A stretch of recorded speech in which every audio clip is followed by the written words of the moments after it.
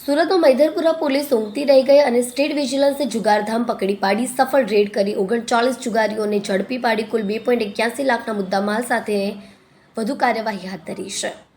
મૈધરપુરા વિસ્તારમાં cinema road સ્થિત કૃષ્ણા ટોકીઝના મેદાનમાં ચાલતા જુગારધામ પર ગુજરાત સ્ટેટ વિજિલન્સની ટીમે સફળ રેડ કરી હતી। વિજિલન્સની રેડ પડતા મૈધરપુરા પોલીસ ઊંઘતી ઝડપાઈ છે। છેલ્લા ઘણા સમયથી આ વિસ્તારમાં ખુલ્લેઆમ આંકડા અને જુગાર ચાલતા હોવાની ફરિયાદ વિજિલન્સને મળી હતી, જેથી ગઈકાલે મોડી સાંજે વિજિલન્સના પોલીસ અધિકારીઓએ રેડ પાડી હતી, જ્યાં 39 જેટલા જુગારીઓ જુગાર રમતા ઝડપાઈ ગયા હતા। આ સાથે યુસુફ અને ઇમરાન નામના ઇસમને વોન્ટેડ જાહેર કરી કુલ 2.81 લાખના મુદ્દામાલને કબજે કરી વધુ કાર્યવાહી હાથ ધરી છે।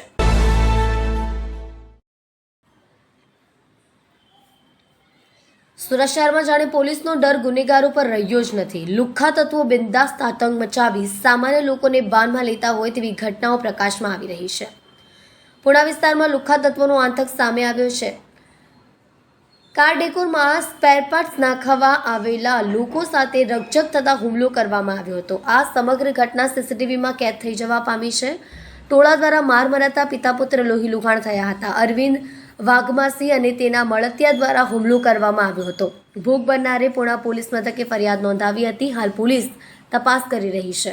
હું મારા ભાઈને કાલે મારા ભાઈની દુકાન જે પરતપાટિયા ખાતે આવેલ અભિલાષા હાઇટમાં કમલકાર ડેકોરના નામે દુકાન ધરાવે છે, ત્યાં કાલે એક કસ્ટમર આવેલો કે એણે કીધું મારી ગાડીમાં થોડું કંઈ કામ કરાવવાનું છે, કામ માટે કોઈ વસ્તુ મંગાવેલી હતી પણ ત્યારે હાજર ન હતી, તો એમને કીધું કે થોડો સમય રાહ જુઓ અથવા તો તમે કાલે આવજો। છતાં એ કસ્ટમરે જીદ કરી હું આજે કામ કરાવીને અને લગાવીને જ જઈશ।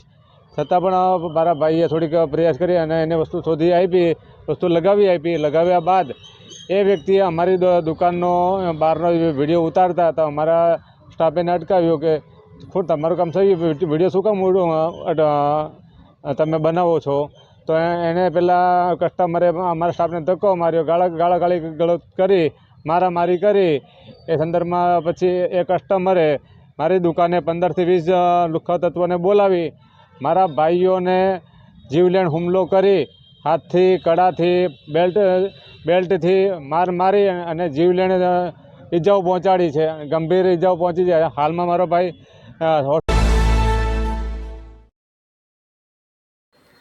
રસ્તા પર ક્યાંક મહિલાના હાથમાં નવજાત શિશુને તેડીને ભીખ માંગતી મહિલાઓ ફરતી જોવા મળે છે, તો ક્યાંક નાના ભૂલકાઓ ભીખ માંગતા નજરે પડશે। પરંતુ ચિંતાનો વિષય એ છે કે છેલ્લા થોડા સમયથી રોડ રસ્તા પર ભીખ માંગનારા અને લોકોની સંખ્યા સતત વધી રહી છે।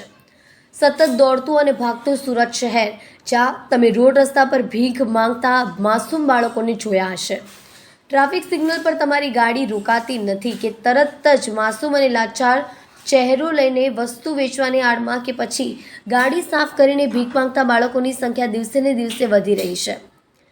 પોલીસ પણ આ ભીખની ભ્રમજાળને ભેદવા માટે કટિબદ્ધ થઈ છે। ક્રાઇમ બ્રાન્ચ, મહિલા સેલ, શી ટીમ, ASTU સહિતના પોલીસની મહત્વપૂર્ણ કામગીરી સામે આવી છે। શહેરના અલગ અલગ સિગ્નલને અલગ અલગ જગ્યા પર ભીખ માંગતા ઉગારી લીધા છે। અમુક બાળકો સફાઈના નામે ભીખ માંગતા હતા, જેથી શહેરમાં પોલીસે 30 અલગ અલગ ટીમો બનાવી હતી અને 38માંથી 17 સગીર બાળકો અને 21 બાળકીઓનો સમાવેશ થયો છે। 38 બાળકોમાં અમુક ગુજરાત, બિહાર તેમજ મહારાષ્ટ્રના છે, જ્યારે 33 બાળકો માતા પિતા સાથે ભીખ માંગતા હતા। 4 અનાથ અને 1 અન્ય સાથે મળી આવ્યું હતું। ભીખ માંગતા બાળકોને ચાઇલ્ડ વેલફેર કમિટીને સોંપાયા છે। સુરતમાં ખટોદરા પોલીસની ટીમે ખટોદરા અલથાણ રોડ શ્રીરામ માર્બલ પાસે આવેલા શિવાની કોમ્પ્લેક્સમાં આવેલા ફ્લેટમાં દરોડો પાડ્યો હતો, જ્યાંથી પોલીસે 12,40,300 રૂપિયાની કિંમતનું 2,480.6 ગ્રામ અફીણનો જથ્થો મળી આવ્યો હતો। સુરતમાં ખટોદરા પોલીસે અલથાણ રોડ વિસ્તારમાં એક ઘરમાં દરોડો પાડીને અફીણનો જથ્થો ઝડપી પાડ્યો છે। પોલીસે 12.40 લાખનો અફીણનો જથ્થો જપ્ત કર્યો છે। એક આરોપીની ધરપકડ કરી આ મામલે કાયદેસરની કાર્યવાહી હાથ ધરવામાં આવી છે। સુરતમાં ખટોદરા પોલીસની ટીમે ખટોદરા અલથાણ રોડ શ્રી રામ માર્બલ પાસે આવેલા શિવાની કોમ્પ્લેક્સમાં આવેલા ફ્લેટમાં દરોડો પાડ્યો હતો, જ્યાંથી પોલીસે 12,40,300 રૂપિયાનું કિંમતનું 2,480.6 ગ્રામ અફીણનો જથ્થો મળી આવ્યો હતો। અહીંથી પોલીસે મૂળ રાજસ્થાનના વતની હનુમાન રામ છોટુરામ ચૌધરીની ઝડપી પાડી અફીણનો જથ્થો તેમજ ઇલેક્ટ્રિક વજન કાંટો, મોબાઈલ ફોન તેમજ પ્લાસ્ટિકની 98 નંગ કોથળીઓ મળી કુલ 12,77,320 રૂપિયાનો મુદ્દામાલ જપ્ત કર્યો હતો।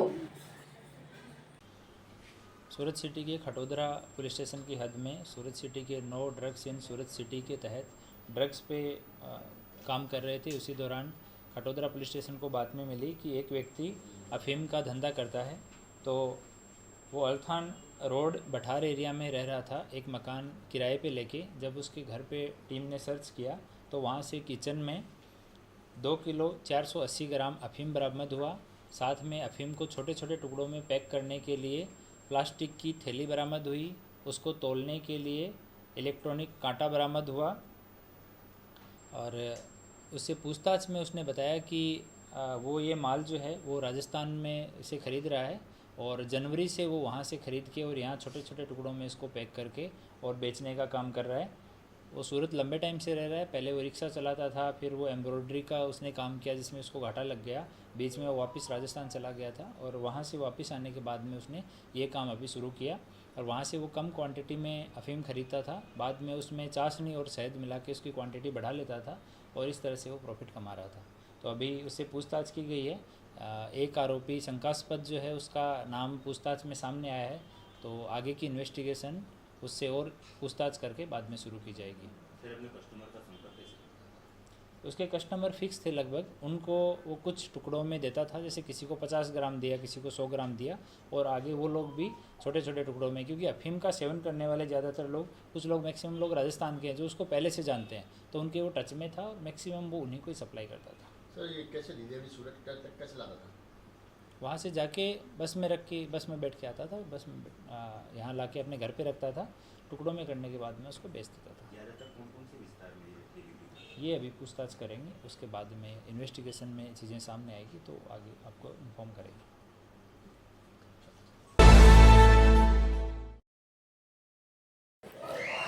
આ પ્રદેશ અધ્યક્ષ ઈશુદાન ગઢવીની આગેવાનીમાં અરવિંદ કેજરીવાલના સ્વાસ્થ્ય અને જેલ મુક્તિ માટે પદયાત્રા યોજાઈ।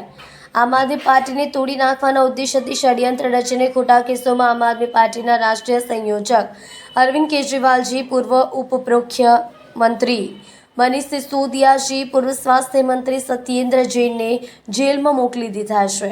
જેલમાં અરવિંદ કેજરીવાલનું વજન દિવસે ને દિવસે ઘટી રહ્યું છે। દિવસે ને દિવસે તેમની તબિયત વધુ ને વધુ ખરાબ થઈ રહી છે। જેલમાં ભાજપના અત્યાચારને કારણે અરવિંદ કેજરીવાલજીની તબિયત ખરાબ થઈ રહી છે, ત્યારે તેમની તબિયતમાં સુધારની અને તેમની જલ્દીથી જલ્દી જેલ મુક્તિ થાય તેવી પ્રાર્થના સાથે અમદાવાદ ખાતે આમ આદમી પાર્ટીના ગુજરાત પ્રદેશ પ્રમુખ ઈશુદાનભાઈ ગઢવીના નેતૃત્વમાં પદયાત્રાનું આયોજન કરવામાં આવ્યું છે। આમ આદમી પાર્ટીના ગુજરાત પ્રદેશ કાર્યાલય ખાતેથી પદયાત્રાની શરૂઆત કરવામાં આવી હતી। પ્રદેશ કાર્યાલયથી નીકળીને આ પદયાત્રા ઇન્કમ ટેક્સ સર્કલ ખાતે મહાત્મા ગાંધીજીની પ્રતિમાએ પહોંચી હતી। આમ આદમી પાર્ટીના તમામ નેતાઓ અને કાર્યકર્તાઓએ મહાત્મા ગાંધીજીને ફૂલહાર અર્પણ કર્યા હતા। અરવિંદ કેજરીવાલની તબિયત માટે અને જેલ મુક્તિ માટે પ્રાર્થના કરી હતી। આ પદયાત્રામાં આમ આદમી પાર્ટીના ગુજરાત પ્રદેશ પ્રમુખ ઈશુદાનભાઈ ગઢવીની સાથે નેશનલ જોઈન્ટ સેક્રેટરી અને મહારાષ્ટ્રના પ્રદેશ સહપ્રભારી ગોપાલભાઈ ઇટાલિયા, ગુજરાત પ્રદેશ સંગઠન महामंत्री मनोजभाई सोरठिया, प्रदेश महामंत्री धारासभ्य उमेशभाई मकवाणा, प्रदेश महामंत्री सागरभाई रबारी, धारासभ्य चैतरभाई वसावा, धारासभ्य हिमंतभाई खवा, धारासभ्य सुधीरभाई वाघाणी, गुजरात प्रदेश महामंत्री राकेशभाई हिरपरा, कार्यालय प्रमुख रामभाई धड़ू, कार्यकारी प्रमुख राजूभाई सोलंकी, कार्यकारी प्रमुख कैलाश दानगढ़वी, कार्यकारी प्रमुख डॉक्टर ज्वेलबेन वसरा, कार्यकारी प्रमुख डॉक्टर रमेशभाई पटेल, प्रदेश फ्रंटल प्रमुख प्रवीणभाई राम, किसान सेला प्रमुख राजूभाई करपड़ा, प्रदेश मंत्री अजितभाई लिखित, प्रदेश युवा प्रमुख ब्रिजराज सोलंकी, प्रदेश उपप्रमुख गौरीबेन देसाई, प्रदेश महिला प्रमुख रेशमाबेन पटेल, प्रदेश मंत्री जयेशभाई संगाड़ा, दाहोद जिला प्रमुख राधिकाबेन राठवा, सूरतना आम आदमी पार्टीना तमाम कोर्पोरेटरो सहितना मोटी संख्यामां कार्यकरो हाजर रह्या हता। સુરતમાં હત્યાનો સિલસિલો યથાવત રહ્યો છે। સગ્રામપુરા તલાવડી વિસ્તારમાં બિલ્ડરની સરા જાહેર કરપીણ હત્યા કરતા ચકચાર મચી ગઈ છે। ઘટનાને પગલે પોલીસ અધિકારીઓ દોડી આવ્યા હતા। સુરત શહેર સ્માર્ટ સિટીની સાથે ક્રાઇમ સિટી તરીકે પણ ઝડપથી આગળ વધી રહી છે। ડાયમંડ અને ટેક્સટાઇલ સિટીમાં હત્યાનો સિલસિલો યથાવત રહ્યો છે. અઠવા પોલીસ સ્ટેશનની હદમાં આજે હત્યાની ઘટના બનવા પામી છે. સગ્રામપુરા તલાવડી વિસ્તારમાં બિલ્ડરની સરા જાહેર કરપેણ હત્યા કરાતા ચકચાર મચી ગઈ છે. ઘટનાને પગલે પોલીસ અધિકારીઓ દોડી આવ્યા હતા.